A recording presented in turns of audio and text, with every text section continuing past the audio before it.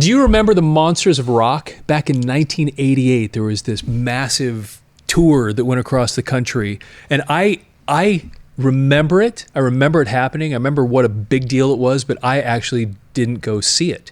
I loved all these bands. Yeah, they were selling out everywhere. What we have here today, we're doing what we do a lot on this channel, is we're reading newspaper articles and reviews, and we found actually an article about the Monsters of Rock. Even if you didn't go, you were hearing about it. It was all over the place. The news. So we're going to read this to you, and again, this is a little bit about that event, and I think you'll find this pretty interesting, what they have to say here. And just to put this in perspective, so we all are kind of level set, there were 5 bands that played at this thing, and they were all, well, they weren't all big. I mean, they were big in a sense. Kingdom Come was the one that was kind of, which I remember when this happened, when they announced it, I thought, how do they mix them in there? They probably had like maybe similar management or something like that is my guess, but that's a pretty nice ticket. Oh my gosh, to get on. And don't get me wrong, I loved Kingdom Come, and you know why I loved Kingdom Come.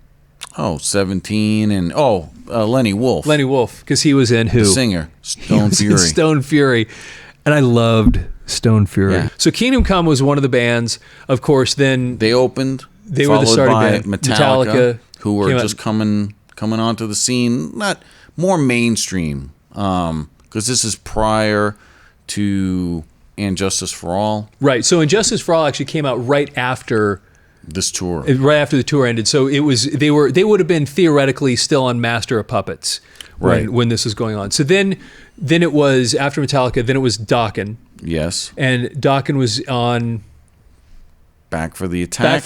Yes, I loved. Man, I mean, Tooth and Nail was so great. Under Lock and Key, I loved both those albums. Even today, I think I could sing every single song on there. So then then Dokken, and then Scorpions. And they were on Savage Amusement at this point. Savage Amusement, yeah. So, which I don't know, man. For me, they had peaked. Yeah. For me, they peaked with Blackout. I still think that was like when they really, really hit their stride, and that was the ultimate Blackout's one. Great. Yeah, I love that album. But I mean, Rock You Like a Hurricane was still to come. Yeah, that was still next. I think that was on Love at First Sting, which was cool. I mean, they had a lot of cool tunes. There was some good stuff on there. You're riding that wave of Blackout, and then Savage Amusement had the Rhythm of Love. The Rhythm of Love. Yeah. It was cool, but it was starting to get kind of, I don't know. I was getting less interested, but it was still the Scorpions. Still the Scorpions. And they're still good. They were just playing like Vegas. Yeah. Yeah, they're just doing a everything residency. About them is awesome. Like, there's nothing wrong with them. I just, when you're whistling and you're talking about Gorky Park, I was kind of like, I'm moving on. Yeah. But still, at the time, 88, they're riding that big wave. And then the headliner of the whole thing was Van Halen, kind of like at the US Festival with the on the Heavy Metal Day. They were the headliners. Van Halen was still, they'd had Sammy Hagar now for 2 albums, and they were enormous. So anyway, that's the context of this article that we're going to share with you. And I think you'll find this interesting listening to what this person, so this was written, this is in Tacoma, where this article comes from. Yeah, I thought, and I stumbled across this and I thought this was pretty interesting. And you'll see here the main picture, they've got a picture of the Van Halen guys right there. Okay. And the title of the article is 45,000 expected for Monsters of Rock Marathon. About 45,000 decibel-hungry heavy metal fans are expected to turn out at the Kingdom, I'm thinking Kingdom Come, at the Kingdom Wednesday for Van Halen's Monsters of Rock, a marathon headbanging session featuring 5 bands, Van Halen, Metallica, the Scorpions, Dokken, and Kingdom Come. The concert should last about 9 hours, and depending on how you look at it, that's 9 hours of heavy metal heaven, or the rough equivalent of 3 bad root canals. Come on, man. 4 of the 5 acts. Not a rock fan. I love this. That's one of the reasons I love this stuff so much. Because if you get a good writer, these things are great. 4 of the 5 acts can account for sales of more than 100 million albums. That's amazing. That's awesome. And Kingdom Come is one of the hottest selling new bands in the business. It's no wonder the tour is expected to play for over 2 million people in 22 cities and gross over $50 million. People are paying, listen to this. How much people are paying $25 or more. Whoa. To hear 5 bands. Dude, I mean, $25 in 88. was a lot of money. Yeah. But right now, it's just so funny thinking I would about drop $25 to see one of these bands in a heartbeat. Oh, easy. Oh, that's like easy. Because $25 to see one of these bands, you're probably in the parking lot.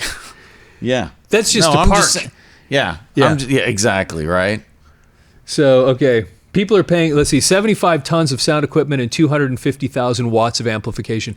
By the way, when it says Kingdom Come's one of the hottest new bands, do you remember seeing them on Headbangers Ball? For sure. Like when they first hit, Get It On.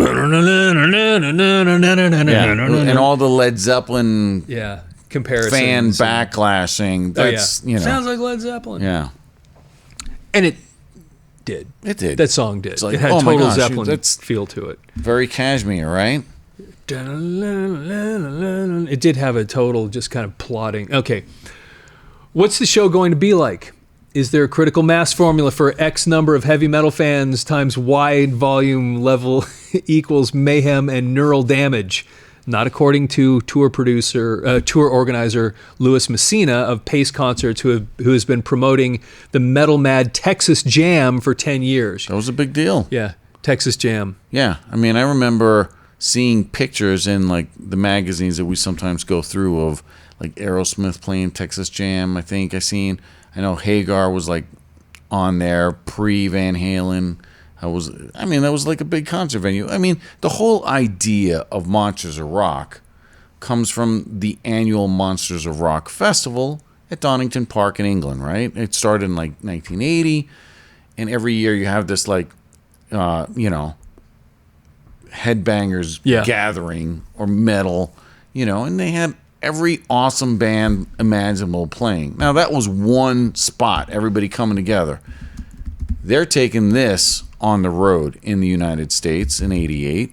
Logistically, all the bands traveling, all the equipment, the semis, the logistics to make this and pull this all off was an achievement in and of itself. Then you're selling the tickets and you're getting these venues that are massive. I think they played the LA Coliseum to like 70-something thousand people. By the way, Texas Jam, I actually did on another show, did an interview with Brad Sinsel from TKO. Remember TKO? Yes. They played Texas Jam one year. And he told me a little bit about the experience. Think about just the hugeness of it all. Those events, you still get a little bit of that. I think nowadays, COVID kind of screwed up a lot of this, you know. But Rocklahoma was still going on. A lot of these bands, or some incarnation of these bands, were still showing up and doing some of these things. If you guys been to any of those, chime in. Any of these big festival things would be interesting to hear about. We require more security than normal stadium shows, Messina told Rolling Stone recently, and we take the precautions that have to be taken, but he doesn't expect the crowds to be particularly rowdy. None of the bands are problem bands, Messina said. They aren't the bad boys of rock. We're just selling 8 to 10 hours of straight-ahead rock and roll, and we're very good at producing these shows. Okay. While the Van Halen brothers, Eddie and Alex, may not be, quote, the bad boys of rock, unquote, they haven't been collecting Eagle Scout badges either. Mm-hmm. Since 1974, Van Halen has built and boasted of a reputation as one of rock's preeminent party bands. Party, they now acknowledge, was a euphemism for getting high. Mm-hmm. Drummer Alex Van Halen says he's been sober for a year. Eddie Van Halen, one of rock's most envied and emulated guitarists, went on a drinking binge after a recent trip to the Betty Ford Clinic, but says he's been sober since. Eddie, who's been married to actress Valerie Bertinelli for 7 years, cites the drinking-related death of his father and older brother Alex's good example as reasons for toning down the hedonism. Another factor may be the band's vocalist-guitarist Sammy Hagar. The health-conscious Hagar is a far cry from a man he replaced, the flamboyant David Lee Roth. When Roth left the band in '86, Warner Brothers thought Roth's shoes were too big to fill, and that the Van Halen should change the name of the group. Having none of that, the brothers and bassist Michael Anthony recruited Hagar and went on to record the band's best-selling album to date, 5150. Yeah, which was huge. It was huge. Yeah, it was huge. It was fresh. It was different. We all kind of get it. Critics are calling them Van Hagar, but the fact is Hagar's sometimes journeyman efforts have been good for the group. Reports from the road say Van Halen is squeezing 19 songs into 2 hours and 20 minutes, and that most of the material is from 5150 and their latest album, OU 812. Hits such as Runnin' with the Devil and Ain't Talking About Love aren't ignored, and Right. Hagar's following will hear 2 or 3 of his tunes. So apparently he played some I think big mix. Yeah, big mix of stuff. Because, I mean, it's not to Hagar solo stuff. Like, I Can't Drive 55, I think, was kind of played a lot in that 5150 tour. I mean, that makes sense. You're not going to ignore the Roth years. It's what built you to get to this place. And, of course, you're going to lean on what you're trying to sell and why people toured in the first place, your current stuff. And the reality of it is 5150 had a lot of fans that loved the music on that album. You know, I knock a lot of that stuff a lot because I'm kind of a David Lee Roth fan. Yeah. I'm a David Lee Roth era fan. But the reality of it is that album sold like crazy. People want to know what was different. And if I can take my head and remove the Van Halen expectations and just put 5150 in there by itself without the other without take the name off of it, I can like a lot of the stuff a lot more. Yeah. It's the pre-programming of what you have already, right? Because there's that history. Because if they'd have changed the name, I would have come at it a lot differently. I just know that psychologically. Right. So, and we're not even talking when Gary Ciccone, or I forget his... Dude, I saw that tour in concert too. Right. I mean, I was... Extreme singer. Yeah. Gary Cerrone, I think. Gary Cerrone. I actually went and saw that. Who's listening to that album right now? I hate to admit it. I like Gary Cerrone for the most part as a personality. I didn't love his voice, and I don't know that the Van Halen stuff they did was any good. But it was, I don't know, the concert was still pretty cool. I hate to admit it. I didn't hate it. So, okay. Yeah, but nobody's talking. Nobody's looking for that album. Everybody's wanting to pretend like it didn't happen. Yes. Yeah. Van Halen has always been willing to cross the line into commercial pop rock, and those who come to the Kingdome for the Scorpions and Metallica may gag a bit when Van Halen does more melodic numbers such as Why Can't This Be Love and When It's Love. Exactly. Yeah. Again, it's the pre-programming. Yeah. Because you can't... Yeah, okay. Enough said. Metallica comes from a more brutal musical plane, with 2 guitarists cranking out sleazy riffs at breakneck speed. And at breakneck speed they were. Yeah. I mean, they're one of the 4... The Big Four. The Big Four. Did you go see that when that was in the theaters, the Big Four? Because they did a live... Like stream? thing. No, I didn't see that. I did. That was intense. The Big Four. Slayer, Anthrax, Megadeth. Yeah. That's awesome. I saw Megadeth in concert a few years ago. I love Dave Mustaine too. He's so cool. But and they wrapped it all up with everybody on the stage doing "Am I Evil?" Nice. Which these guys. It's so funny. Diamond Head. I saw an interview with the guitarist for Diamond Head. I can't think of his name, but that's "Am I Evil?" of course. And he's like, ever since Metallica kind of brought Diamond Head back into he makes a ton of money now just off of the fact because Metallica has brought Diamond Head to the world. We're looking at it. We're looking at it as Metallica today, as big as they are. Yeah. They're not the opener. They're a middle band. Yeah. So it's Kingdom Come, Metallica, followed by Dokken. They're before Dokken. I mean, first of all, in 2025, where's Dokken or Kingdom Come, and where's Metallica on that hierarchy? Dude, it's not even close. Metallica is as big as you can get. And they're yeah. It's and just that's part of the reason these guys are so interesting. Because at the time, they're just coming off, like we said, coming off Master of Puppets. I mean, it's post Cliff Burton's death, so they're coming out of that. I mean, it's a big deal. It's a turning point for them, and I think maybe for Metallica fans, this was or for some of us, maybe our first foray into hearing them live. But I mean, they were, as he says, brutal.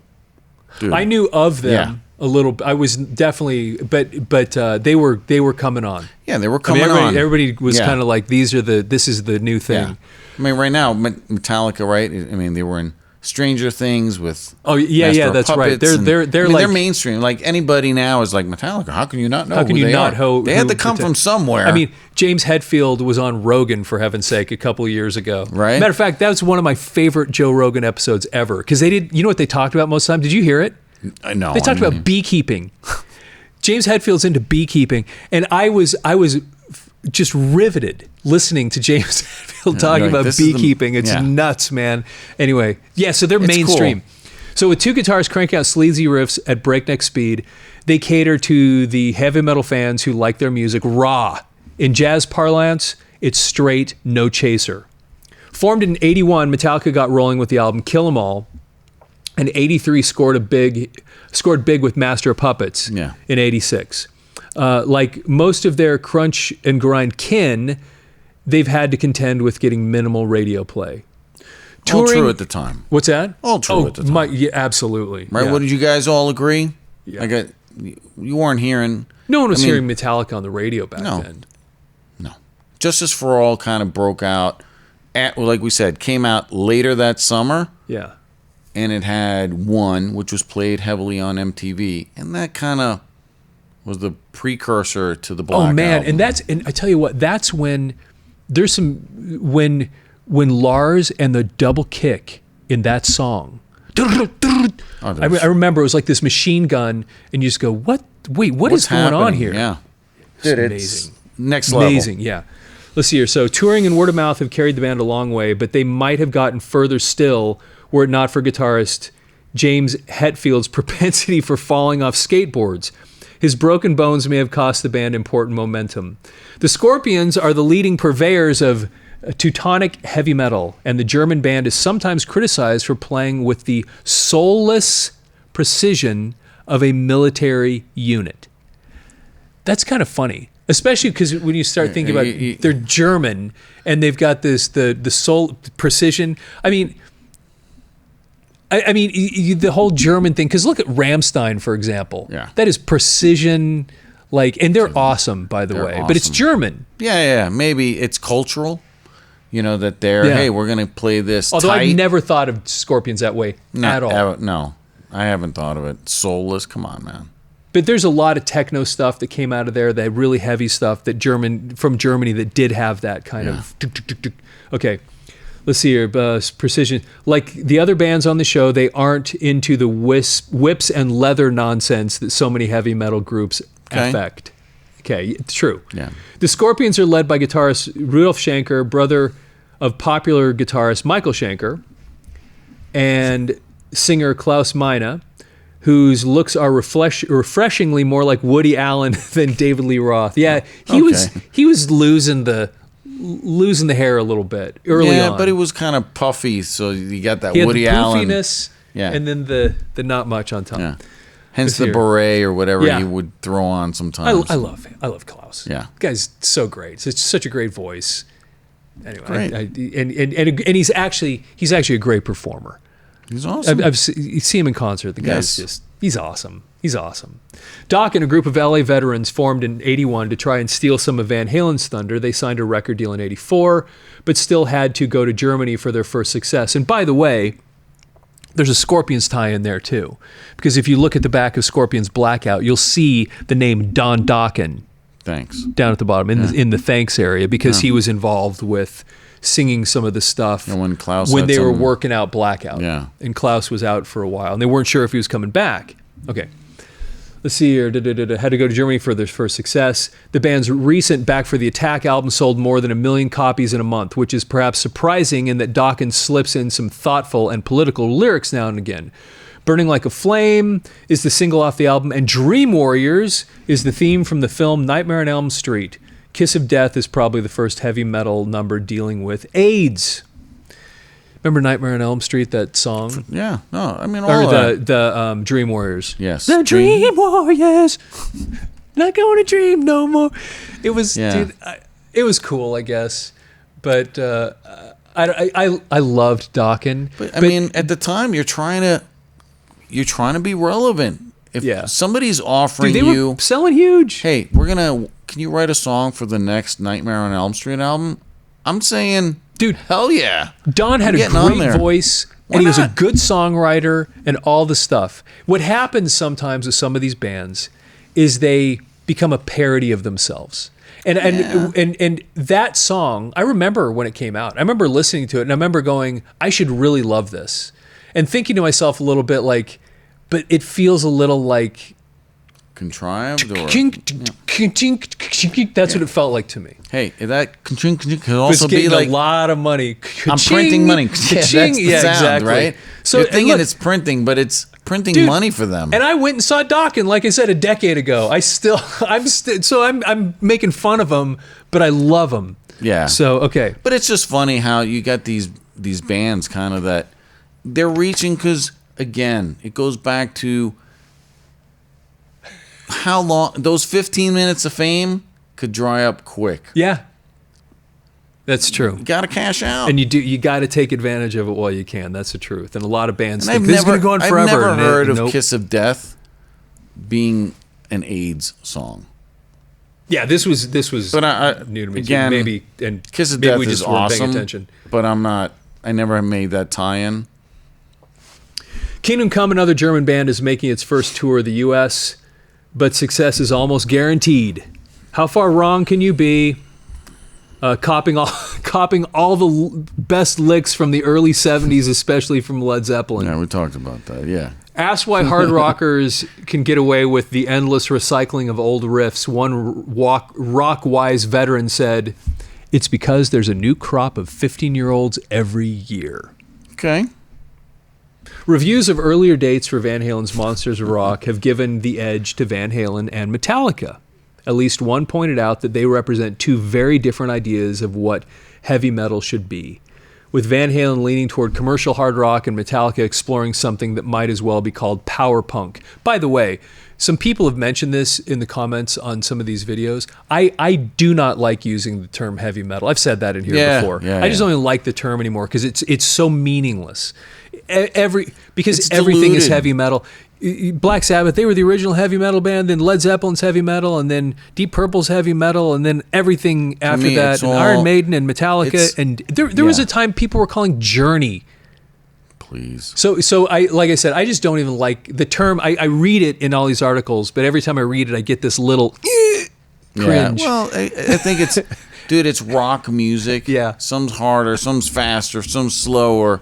This is but at least he acknowledges riff, whatever. He acknowledges these are two different ideas of what heavy metal should be. Right.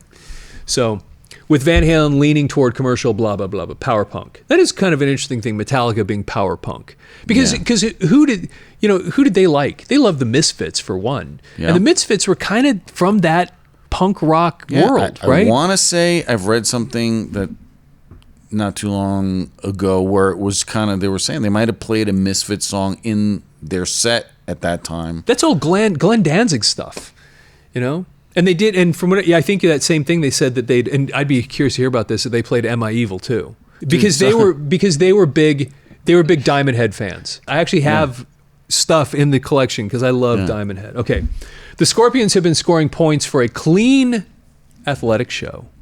Dokken and Kingdom Come trailed in appeal, garnering descriptions such as workmanlike and lacking originality or spark. Okay, and on that note, I never saw Kingdom Come in concert. I saw videos. I saw live footage of them. I've seen Dokken. I don't think I saw him in the '80s. I don't think. I could be wrong about that, but I don't remember seeing them. But Don Dokken, a frontman, an exciting, energetic frontman, he was not.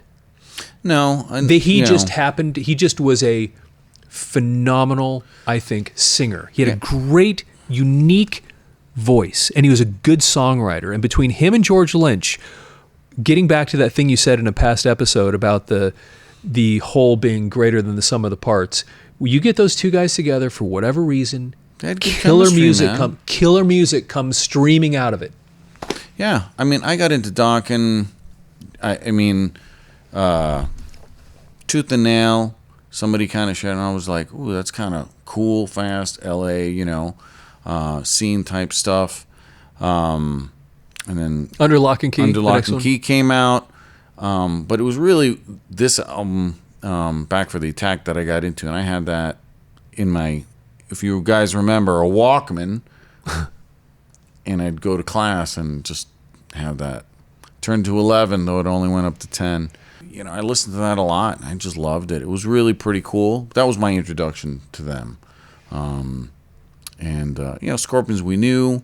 Yeah. I don't necessarily agree that they were so soulless and methodical. Like this guy I've seen them in concert too, and I didn't get that impression. No. But I really want to know what you guys have seen, because I know some of you have been out there and seen these shows when they came out.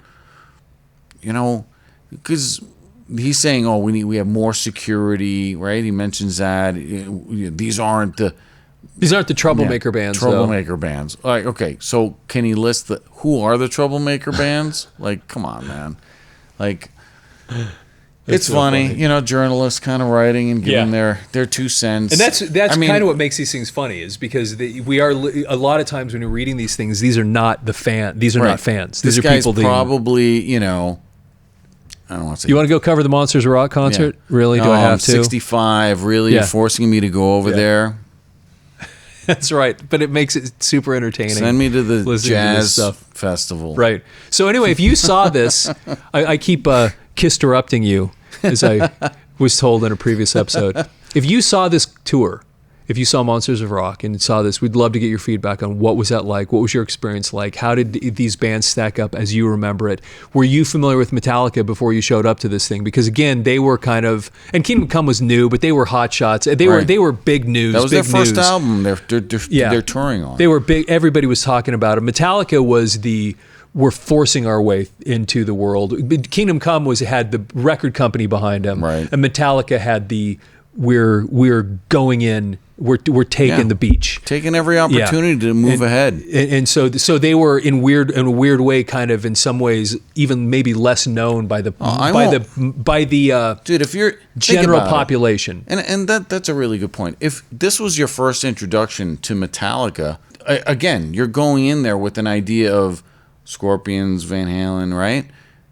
Metallica was kind of so different, refreshing, or maybe you were like, and then came on to them later on.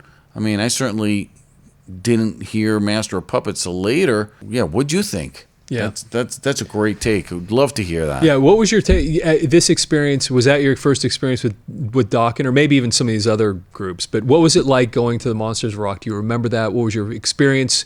And as a lived experience, what was that like for you? And what did you think of these different groups? Yeah, I'd even love to hear. Were you sitting near the stage, in the nosebleeds? What was it like? Even like your trip to? Because I would think part of the coolness of going to these festivals is the fact that you're going with your buddy. You're not soloing this. Maybe some people might have, but you're getting tickets. You're going with your buddies. You're heading over there. Like, what an experience to drive maybe beyond state lines, crossing that and getting to the show, the pre-show, the tailgating maybe that was going on. I'd love to hear about that, because we have our stories, our experiences. We know you guys do too, and some of them are epic, and fantastic. There have been some epic stories told on this channel by people. And we would love to hear them. Yeah. So anyway, leave your feedback, please. If you're not following the channel already, please follow the channel. Leave your feedback. Please like the video. And if you enjoyed this, you probably know somebody else that does too. So please share this with all the people that you know. And with that, have yourself a fantastic day.